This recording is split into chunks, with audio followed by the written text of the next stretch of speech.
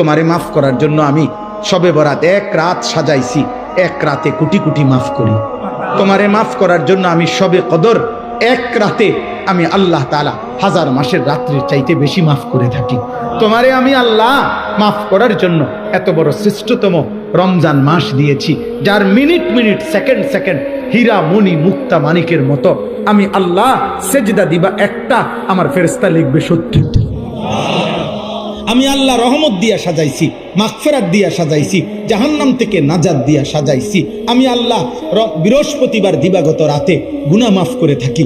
প্রত্যেক দিন তাহাজ্জুদ নামাজের ওয়াক্তে গভীর রাতে কোটি কোটি বান্দা আমি মাফ করি। তাহলে মাফ করার জন্য প্রতিদিন রাত্রে ঠিক করছি, বৃহস্পতিবার রাত্রে ঠিক করছি, শবে বরাত ঠিক করছি, শবে কদর ঠিক করছি, পুরাটা রমজান ঠিক করছি।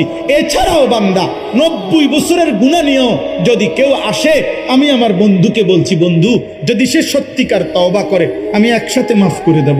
আসমান পরিমাণ গুনাহ নিয়ে আসলে মাফ করে দেব, পাহাড় পরিমাণ গুনাহ নিয়ে আসলে মাফ করে দেব, জমিনের বালুকণা পরিমাণ গুনাহ নিয়ে আসলে আমি মাফ করে দেব।